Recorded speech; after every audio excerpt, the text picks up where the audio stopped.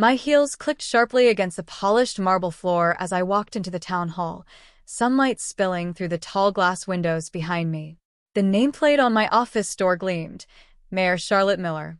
Every time I saw it, part of me still couldn't believe it was real. I settled into the leather chair, smoothing the sleeve of my navy blazer, the faint trace of lavender perfume calming me. From the window, I could see Main Street, new flower beds, freshly painted storefronts, children riding bikes. This was the same street people used to call a dead-end place, a town not worth saving. The same town they mocked me for being proud of. And now it was mine to protect. My phone buzzed against the desk. A message flashed across the screen. Back in town. Thought we should catch up. Daniel. Daniel. The boy who used to laugh the loudest when I talked about our town's potential. The one who called me Miss Small-Town Dreamer in the cafeteria. I could almost hear his mocking tone, echoing from years ago. I leaned back, crossing my legs, feeling the weight of the moment. Fate had a way of circling back, didn't it? He would walk into this building expecting the same Charlotte he once dismissed. Instead, he'd find Mayor Miller. A small smile tugged at my lips as I picked up the phone and replied with 2 words, "Come by." This was going to be interesting. I wasn't always the woman behind a mahogany desk, holding the gavel that signaled authority. Back then, I was just Charlotte Miller, the girl everyone thought was reaching too far for a life that didn't belong to her. High school was the hardest. Our town, Willow Creek, was small, the kind of place where gossip spread faster than wildfire and dreams seemed to wither before they had a chance to bloom. I loved it, though. Every cracked sidewalk, every rusted mailbox, every oak tree shading our worn-down streets. I saw beauty where others only saw boredom. But not everyone understood that. Mayor of Nowhere, Daniel sneered once, in front of the entire cafeteria. He and his friends laughed until their soda nearly spilled. My cheeks burned, so hot I thought they might blister. I tried to swallow the lump in my throat, but it stayed lodged there, a constant reminder of my place. Even some teachers hinted that I should lower my expectations.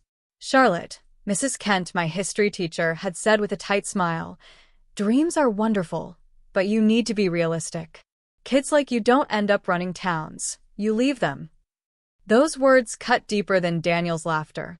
Because it wasn't just kids my age mocking me, it was the very adults who were supposed to believe in us. The only person who saw me differently was my grandmother, Evelyn. She'd sit on her porch swing every evening, her silver hair tied back, her hands always busy with knitting. One night, after I came home with red, swollen eyes, she pressed a small compass into my palm. "This belonged to your grandfather," she said softly. "He always told me, no matter how lost you feel, this will point you home. Don't let their laughter define you, Charlotte. Let it fuel you." The brass compass felt cool and solid against my skin. I clutched it so tightly my knuckles turned white. Something in me shifted that night. If they wanted me to believe my town wasn't worth saving, then I would prove them wrong. Not by leaving, but by coming back stronger. I didn't know how or when. But I knew one thing with absolute clarity. One day, Willow Creek would see me not as a foolish girl, but as a leader. And Daniel's laughter would be nothing but an echo of the past. Leaving Willow Creek after graduation felt like tearing a piece of myself away. The town I loved so fiercely had turned its back on me, and I carried that sting like a scar. I packed a single suitcase, slipped my grandmother's compass into the front pocket, and boarded a bus headed for Chicago. The city was overwhelming at first, towering skyscrapers that swallowed the sun, streets buzzing with people who didn't know my name, the constant rush that left me breathless. I rented a tiny room in a building that smelled faintly of mildew, the kind where the radiator clanked through the night. But it was freedom, and freedom was priceless. I enrolled in community college, juggling 2 part-time jobs, waiting tables in the evenings and shelving books at the library on weekends. My hands blistered, my feet ached, but my heart burned with determination. Every shift, every late-night study session whispered the same promise. One day, you'll prove them wrong. It wasn't easy. There were nights I cried into my pillow, wondering if maybe Mrs. Kent had been right. Maybe girls like me weren't meant to change anything. But then I'd reach into my nightstand and pull out the compass, its brass edges worn smooth. I'd hold it until my heartbeat steadied. Point yourself home, Charlotte. Don't quit. One of my professors, Dr. Harris, noticed my persistence. She was a sharp, silver-haired woman with an eye for detail and a reputation for expecting excellence. You've got grit, she told me. One afternoon after class. Most students fold under pressure. Charlotte, you fight. Don't waste that. Her belief in me was the spark I needed.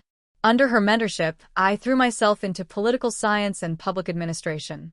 She pushed me into student government, into debates, into internships I never thought I'd land. Each small win felt monumental. My first scholarship, my first published article on rural development, the first time I stood behind a podium and spoke without my voice cracking. Still, I kept my progress quiet from people back home. On social media, I shared safe snapshots, a coffee cup, a blurry skyline, a smile that hid my exhaustion. I didn't want them to know how hard I was working or how much I wanted them to see me differently. Not yet. Years passed, and step by step, I built a foundation. After grad school, I was offered a position with a nonprofit dedicated to revitalizing struggling small towns. The irony wasn't lost on me. The very thing I had been mocked for believing in had become my career. I learned to negotiate grants, manage budgets, and rally communities. I saw towns transform, abandoned streets filling with life again, once forgotten neighborhoods lighting up with possibility.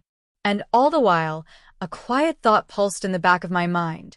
One day, it will be Willow Creek's turn. By the time I turned 28, I wasn't just surviving anymore.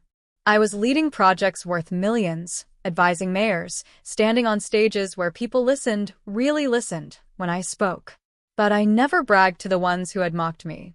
Not yet. Because I knew the story wasn't finished. And part of me wanted to watch their faces when they realized just how wrong they had been. The first time Daniel walked into my office, he didn't recognize me. I was standing by the window, reviewing notes for the town hall meeting, when the door opened and my assistant announced, "Mayor Miller, you have a visitor." Daniel stepped inside, adjusting his jacket nervously. He looked older, sharper jawline, a hint of gray at his temples, but that familiar arrogance still clung to him like cheap cologne. His eyes flicked around the office, the walnut desk, the framed certificates, the map of Willow Creek with pins marking upcoming development projects. "Wow," he muttered, his tone laced with surprise. "Didn't expect this place to look so polished. Willow Creek, huh? You've come a long way." I turned, letting him see me fully. His eyes widened. He froze mid-step, the recognition slamming into him. "Charlotte," he asked, his voice uncertain. I smiled faintly. "Mayor Miller, actually." The silence stretched. I could almost hear his memories rushing back, the cafeteria jokes, the sneers, the way he and his friends had called me Miss Small-Town Dreamer. And now here I was, standing taller than I ever had, every inch of me a contradiction to the girl he mocked. He let out a shaky laugh. You're the mayor?" "Yes." I gestured toward the chair across from my desk. "Please sit. Unless standing helps you process irony." He sank into the chair, still staring. I didn't know. Last I heard, you left town. Nobody thought you'd come back." "That's because nobody believed I could."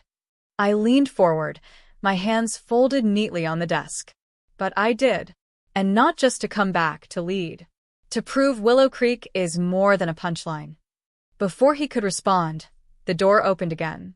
My parents walked in, followed by a few old classmates who now served on the local council.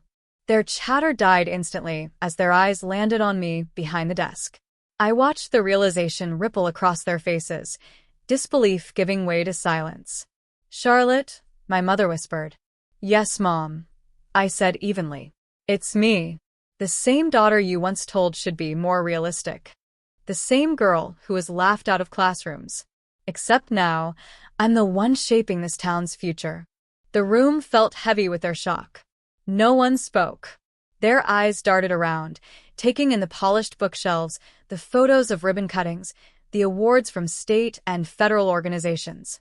I let the quiet stretch. Power lives in silence, and for once, it was mine. Finally, Daniel cleared his throat.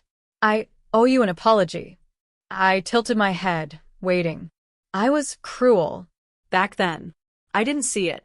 I thought this town was hopeless, and anyone who believed otherwise was delusional. But look at it now, look at you. He exhaled slowly, shame softening his features. You proved us all wrong. My parents shifted uncomfortably, their guilt painted across their faces. My father ran a hand over his chin, eyes lowered, as if the polished floor suddenly demanded his attention. My mother clutched her purse strap, so tightly her knuckles whitened. I stood, smoothing my blazer, and walked around the desk. The compass, my grandmother's compass, rested in my palm. I let them all see it, the symbol of what had carried me through their doubt. This, I said softly, reminded me where home truly was. And it reminded me not to quit, no matter how loud the laughter. I glanced at Daniel, then at my parents. I didn't become mayor in spite of you. I became mayor because of you. Your doubt was the fire I needed. Daniel swallowed hard. My mother's eyes brimmed with tears. And in that moment, standing before them, I wasn't the mocked girl anymore. I was the leader of Willow Creek. Their silence was the acknowledgement I had waited my whole life for. I let the silence linger a moment longer, savoring the weight of it. For years, I had imagined what it would feel like to stand here, not begging for approval, but setting the terms. And now, here it was. I placed the compass back on my desk and folded my arms. You all want something, I said evenly. You wouldn't be here otherwise. So let's be honest. What is it? My father cleared his throat. Charlotte, the mill's closing has left a lot of families struggling. We thought maybe you could, I don't know, help secure funding, create jobs. And the same families who once told me I was wasting my time? I interrupted gently. My voice wasn't sharp, but it was firm. Funny how tables turn. My mother shifted uncomfortably.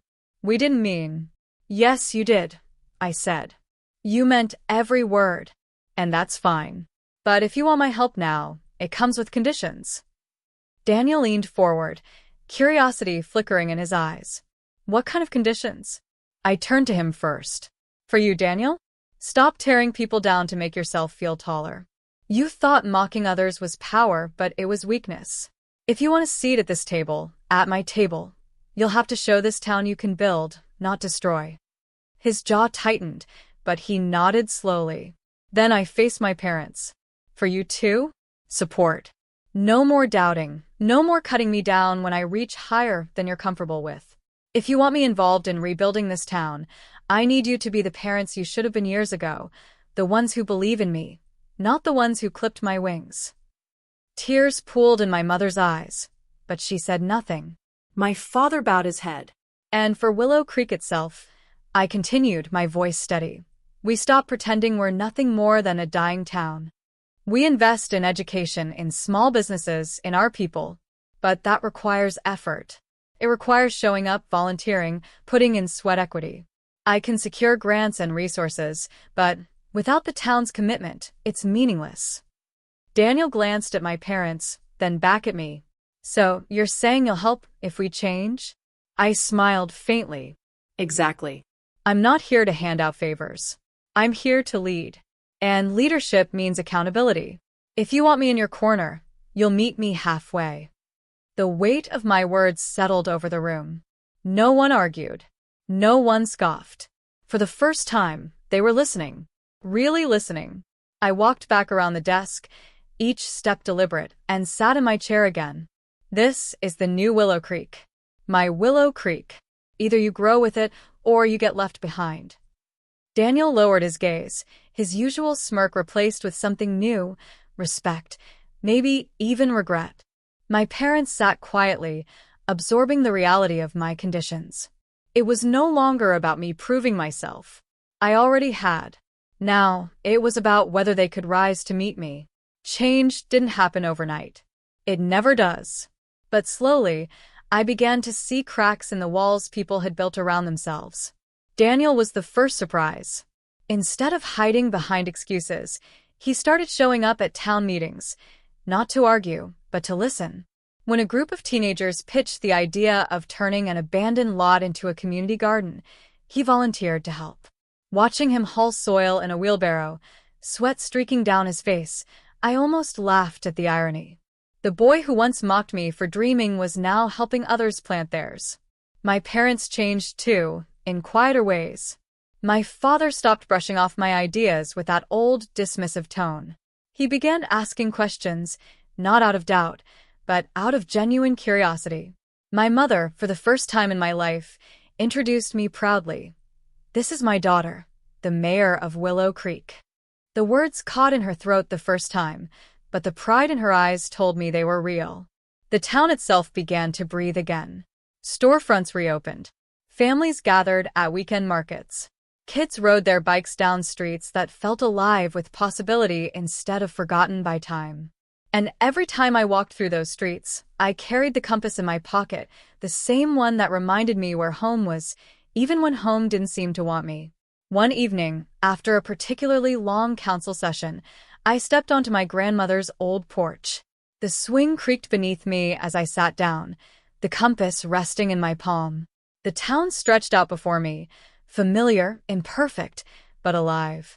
Her voice echoed in my memory. "Don't let their laughter define you, Charlotte. Let it fuel you." I smiled softly, the weight of years finally lifting. They had mocked my town. They had mocked me. But I hadn't let their words bury me. I had let them build me. Now, I wasn't the girl who sat in the cafeteria swallowing back tears.